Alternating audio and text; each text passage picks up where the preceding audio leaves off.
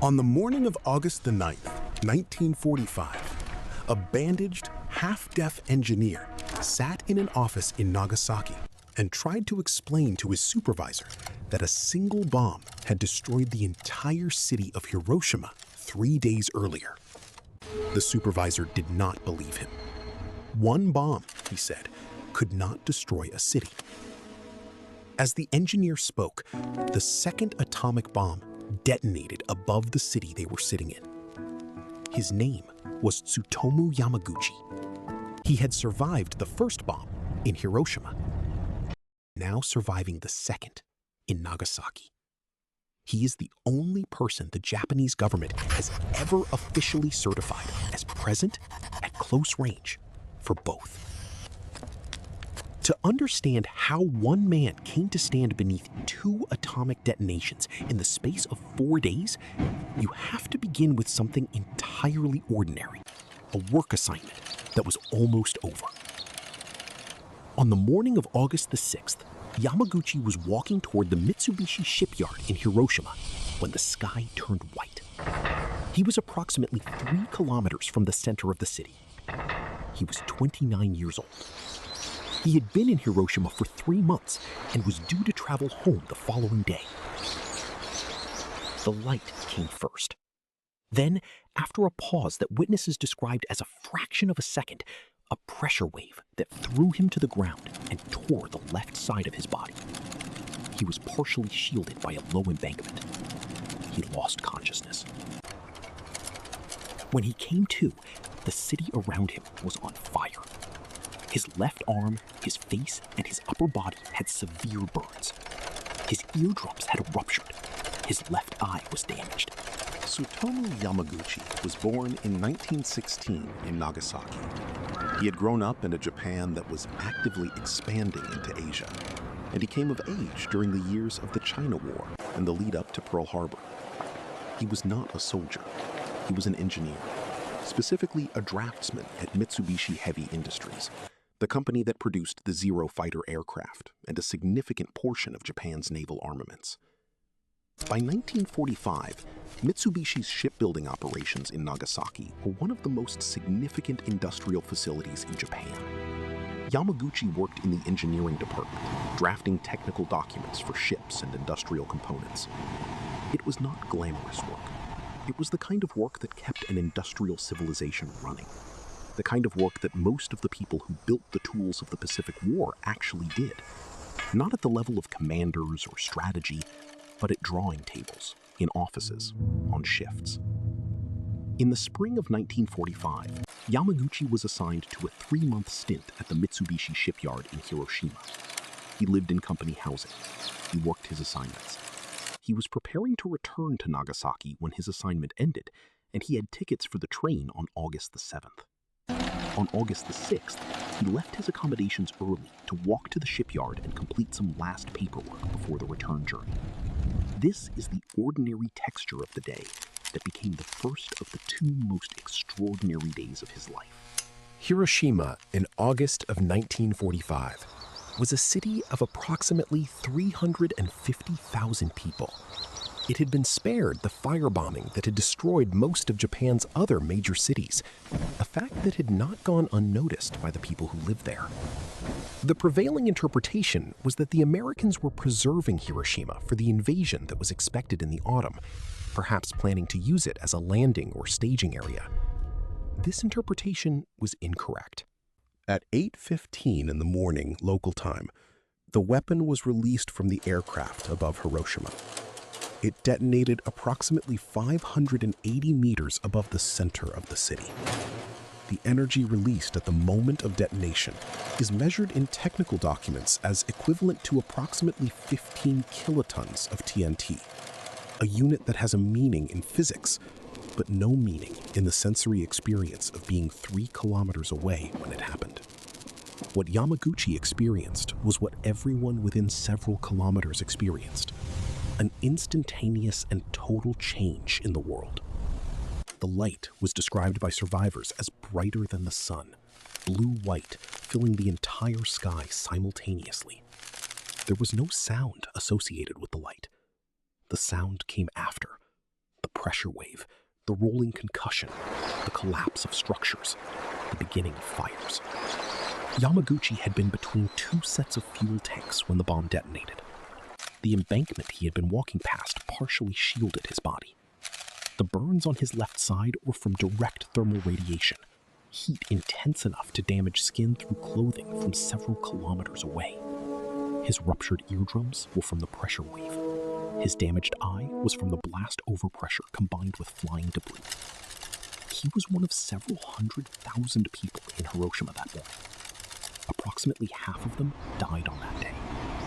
Yamaguchi was in the half that did not. He would not learn for some time that the distinction was meaningful in a way that his situation was not yet finished expressing. After regaining consciousness, Yamaguchi made his way to a shelter, a concrete air raid tunnel near the shipyard, where he spent the hours following the explosion. His injuries were significant, but not immediately life-threatening. The burns on his arm and face required treatment that was not available in the first hours, when the medical infrastructure of the city had been largely destroyed, and the surviving medical personnel were overwhelmed. He had lost his hearing temporarily. His vision in his left eye was impaired. He was disoriented from the blast and from the nature of the event. He did not know in the first hours what had struck the city. He knew it had been one aircraft and one object, and that it had destroyed most of what he could see. The working assumption among survivors in the first hours was that the Americans had dropped a new kind of incendiary bomb, a very large one, of a type not seen before. The city around him was burning.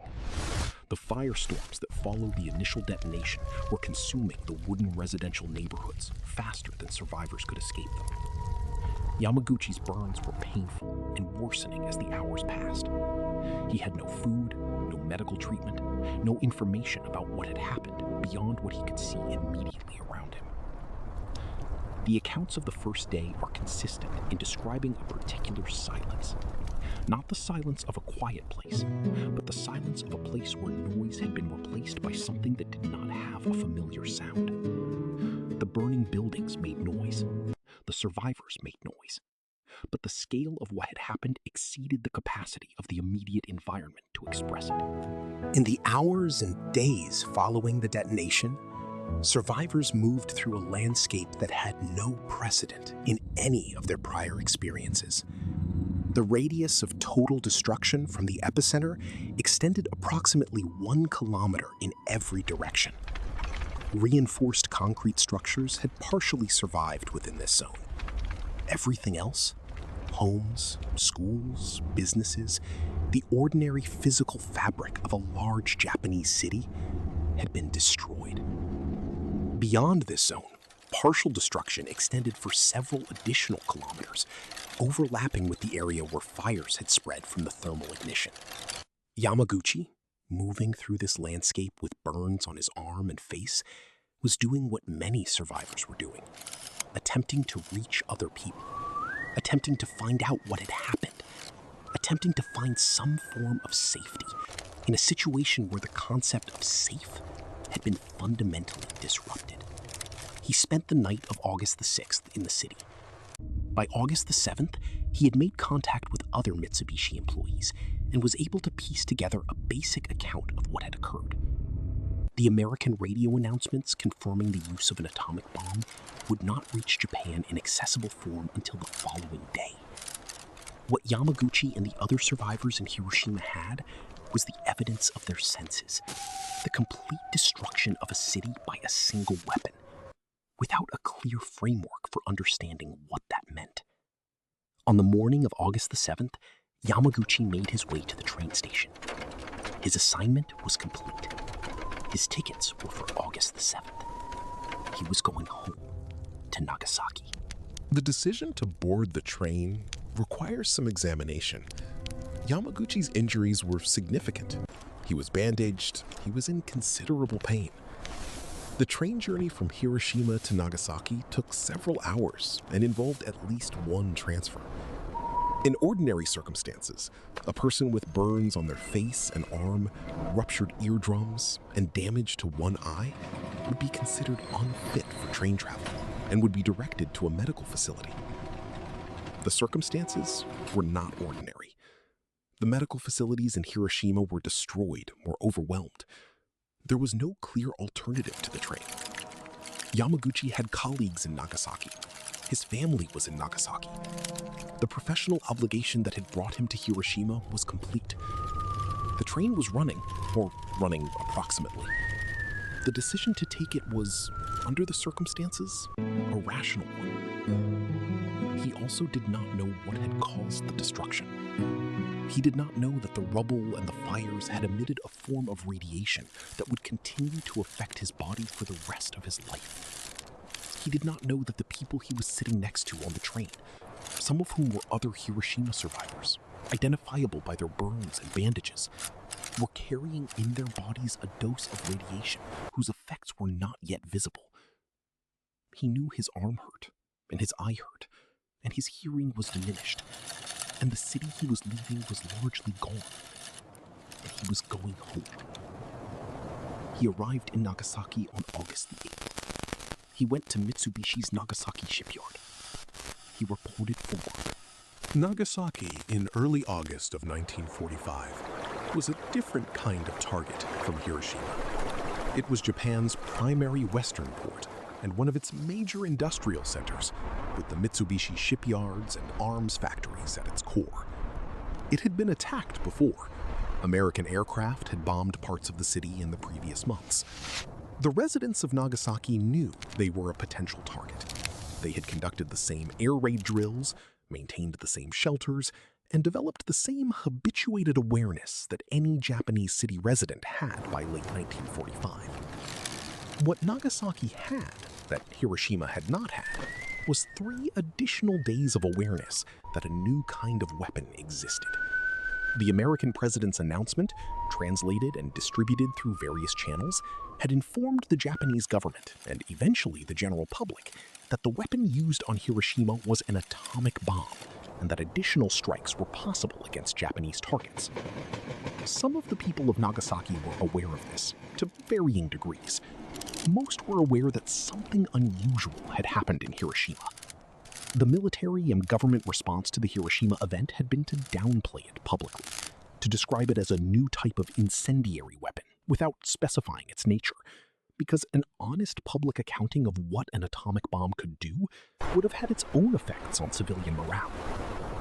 On the morning of August the 9th, Yamaguchi was at the Mitsubishi shipyard in Nagasaki, in his supervisor's office, describing what he had seen in Hiroshima. His supervisor was listening, or appearing to listen.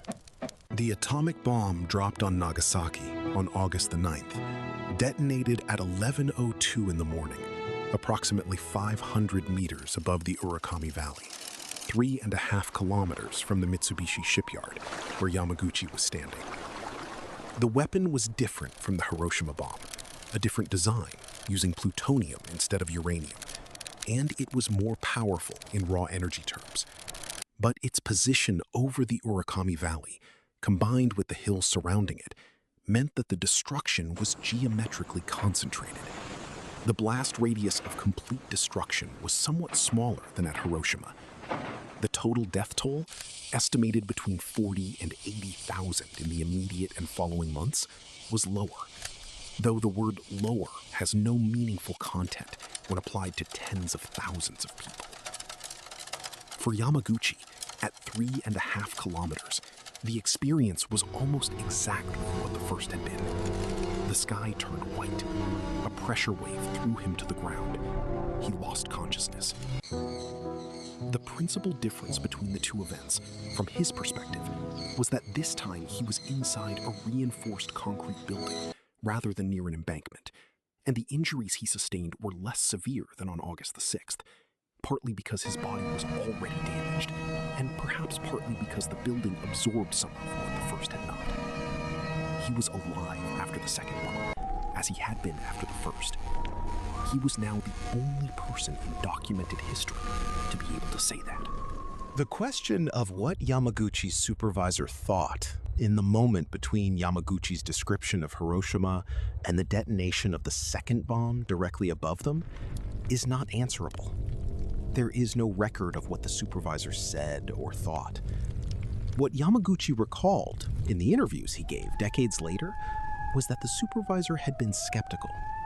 When Yamaguchi described one aircraft and one bomb destroying a city, the supervisor's response, as Yamaguchi remembered it, was something like, "One bomb cannot destroy an entire city." This was not an unreasonable response. The claim was, by any prior standard of experience, impossible. Cities required hundreds of bomber sorties and thousands of bombs to destroy. A single aircraft dropping a single object that destroyed a city of 350,000 people was outside the range of the supervisor's prior experience, as it was outside the range of almost everyone's prior experience on August the 8th, 1945. The irony of the timing, that the second bomb detonated while Yamaguchi was in the middle of his account of the first, is the detail that every subsequent retelling of the story leads with. It is also, presumably, the detail that settled the supervisor's skepticism. Whatever he had thought about Yamaguchi's account at 8 minutes past 11 in the morning became moot at 11 and 2 seconds after 11, when the sky above Nagasaki turned white for the second time in 4 days. Yamaguchi survived the Nagasaki bomb and, again, made his way out of the destruction zone. He was able to reach his family. His wife and young son had been in the city.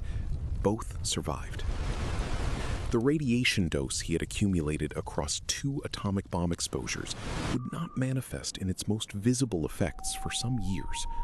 In the immediate aftermath, he was a man with existing burns and new blast injuries, trying to locate his family in a city that had been, for the second time in his experience in a week, severely destroyed by a weapon that most people had never heard of before August the 6th. The story he would spend the rest of his life telling begins here, not with the detonations themselves, both of which he experienced unconsciously, waking to destruction after each one, but with the slow process of assembling what had happened, trying to describe it to people who had not been there, and encountering the consistent response that what he was describing was, from the outside, impossible. His medical treatment was ongoing for years. He developed cataracts in his damaged eye. He experienced the hair loss, the skin conditions, and the fatigue that were common among hibakusha, the Japanese term for those exposed to the bombs. He was sick in various ways for long periods of his life. He worked, he lived in Nagasaki, he told his story. The term the Japanese government eventually developed for people who had been exposed to both bombs was Niju Hibakusha, double bomb exposed person. The government estimated that approximately 165 people met this definition, meaning they had been present in both cities within a reasonable radius of the detonations. Most of this group did not seek formal recognition. Some were not believed. Some were afraid of the social stigma attached to hibakusha status. There was discrimination in employment and marriage against people known to have been exposed to the bombs, based on fears about genetic effects and long-term health. Many Niju hibakusha did not disclose their status at all. Yamaguchi was different in that he was eventually willing to seek recognition and to testify publicly. But even he encountered the consistent pattern of disbelief that characterized the Niju hibakusha experience. When he described being in Hiroshima and then Nagasaki, interviewers and officials tended to question the account. The coincidence was simply too improbable to accept without verification. Being unlucky once was comprehensible. Being unlucky twice in exactly the same way, 4 days apart in 2 different cities, required documentation. The documentation process, the medical records, the Mitsubishi work records, the eyewitness accounts, the train records, took decades to assemble and verify to the Japanese government standard. It was not until 2009, when Yamaguchi was 93 years old, that he was formally recognized as a Niju hibakusha, the only person individually certified by the Japanese government in that designation. The Hibakusha experience in post-war Japan was shaped by a combination of medical reality, social stigma, and the particular difficulty of holding a historical experience that most of society wanted to move past. The medical effects of radiation exposure from the atomic bombs unfolded over years and decades. Rates of leukemia among Hibakusha began rising approximately 2 years after the bombs and peaked approximately 6 to 8 years later. Rates of other cancers, thyroid, breast, lung, stomach, were elevated for decades. The long-term studies conducted by the Atomic Bomb Casualty Commission, a joint Japanese-American research effort established after the war, tracked Hibakusha health for generations and produced much of what is now understood about the long-term effects of radiation exposure. Yamaguchi lived with these health consequences throughout his adult life. He had cataracts that required surgical intervention. He had other radiation-related conditions that he managed with ongoing medical care. He outlived many of his contemporaries from both cities. He was still alive in 2009 when the formal recognition came, and he was still giving interviews about his experience. What he said, consistently in the later interviews, was that his primary motivation for speaking publicly was not the recognition itself, which was, in his account, largely irrelevant to his everyday experience, but the specific message he wanted the story to carry. He wanted to describe what had happened in terms specific enough that it would be difficult to abstract into something theoretical. The social stigma against Hibakusha was a product of fear and of the specific social dynamics of a society trying to rebuild after catastrophic defeat. The fears about genetic effects of radiation exposure, the concern that the children of Hibakusha might be born with defects, were, by the medical evidence eventually assembled, significantly overstated. The rates of birth defects among the children of Hibakusha were elevated somewhat over the general population, but not dramatically. The long-term genetic effects were smaller than the early years of public fear suggested. But the social behavior does not track the science in real time.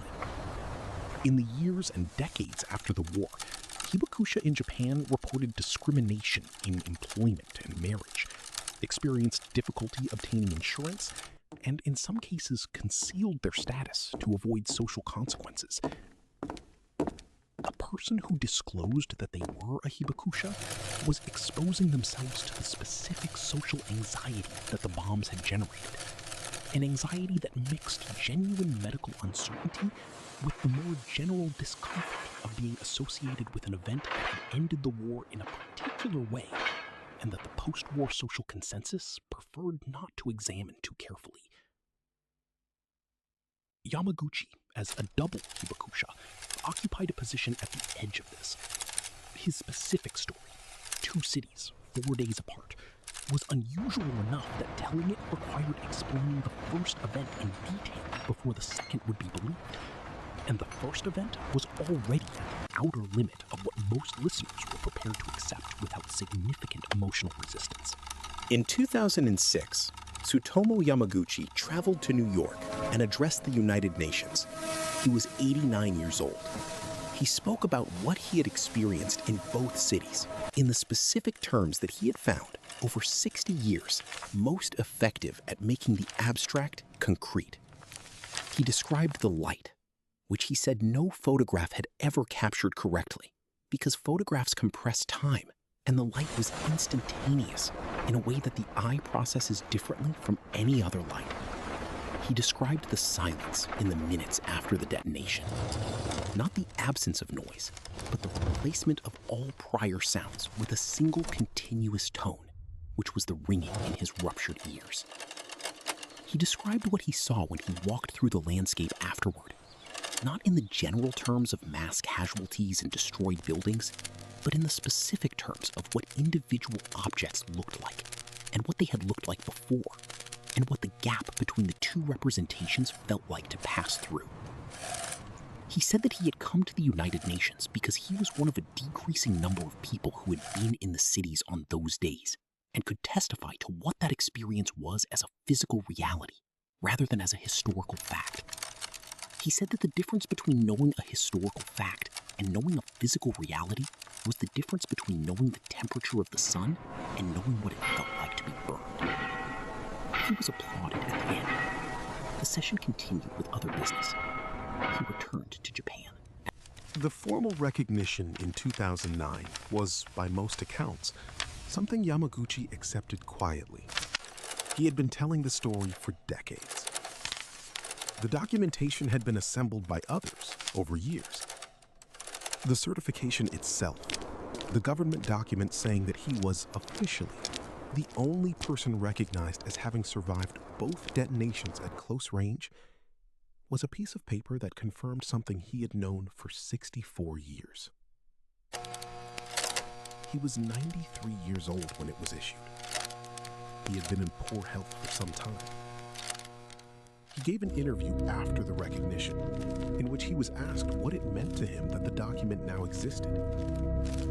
His answer, as reported, was that it meant that the story would continue after he could not tell it himself, that there would be a record in the government archive that this specific thing had happened to a specific person, and that the record would be harder to dismiss than the story told by the person it happened to.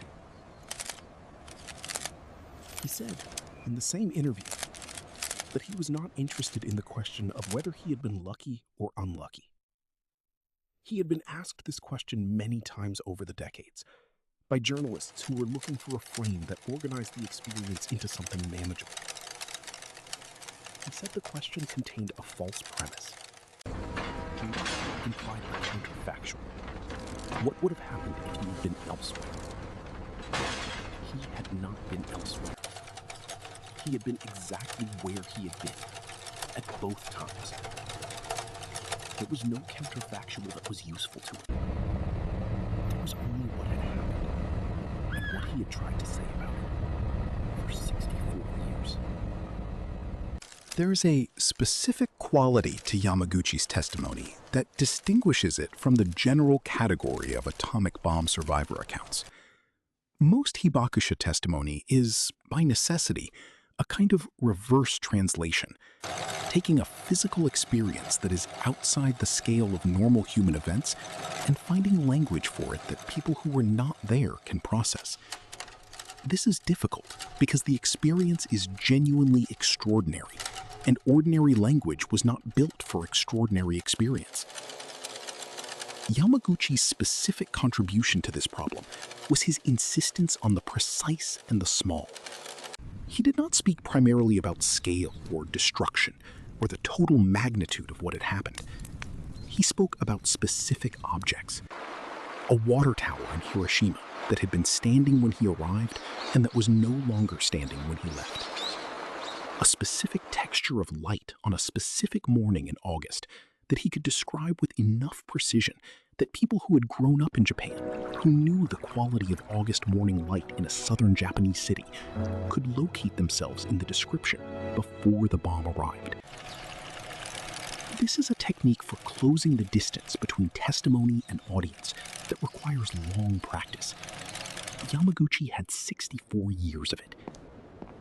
What he was doing in the interviews and in the UN address and in the conversations he had with journalists and students and researchers over his long life was finding the smallest possible unit of experience that the scale of the event could be translated into. The unit small enough to fit inside another person's comprehension. The supervisor who did not believe Yamaguchi's account of Hiroshima on the morning of August the 9th is not identified by name in the public record. Yamaguchi did not name him in any of the interviews the public record contains. What is clear is that the supervisor was, in the moment before the second detonation, exercising a reasonable epistemic judgment based on the information available to him. One bomb, one city destroyed.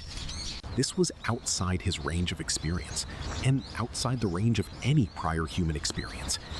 His skepticism was not irrational. What is also clear is that his skepticism was, within 11 minutes, resolved. He had been present at both ends of the account, the description and the event. The gap between the claim and the evidence collapsed completely. Yamaguchi returned to this interaction in multiple interviews over the years. He did not seem to hold it against the supervisor. He described it as the natural response to the situation. What he used it for, in the telling, was to establish the epistemological problem that defined his experience.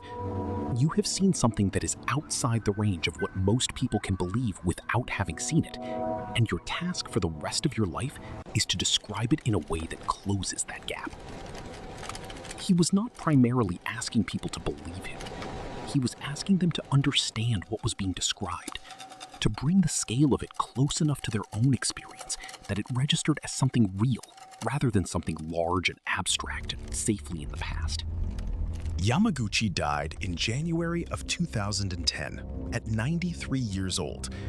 The cause of death was stomach cancer, which may or may not have been related to his radiation exposure. The epidemiological picture for stomach cancer among hibakusha is complicated by the fact that it was already a common cancer in Japan before the bombs.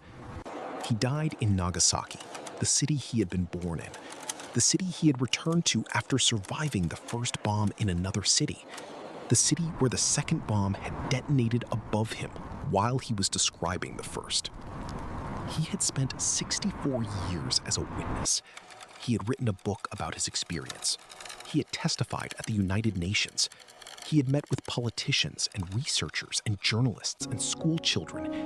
He had been asked over those decades more or less every question that can be asked about what he had experienced, and he had tried each time to answer it in a way that was specific and honest and small enough to fit inside the person asking it. His wife, Hisako, who had also been in Nagasaki on August the 9th and had survived, died in 2008, 2 years before him. His son and daughter were alive when he died. The radiation-related health concerns that had followed the family across generations proved in this case to be less severe than the fears of the post-war period had suggested. This is not a universal story among hibakusha families. It is his family's story. The thing that Tsutomu Yamaguchi returned to most often, in the later interviews, was not the detonations themselves, but the ordinary morning that preceded each one. The August morning in Hiroshima, when he was walking to the shipyard. The August morning in Nagasaki, when he was sitting across from his supervisor. 2 ordinary professional mornings in August, 64 years apart from the perspective of a life, 4 days apart on the calendar. Work mornings, the kind of morning that most of the people who died in those cities were also having.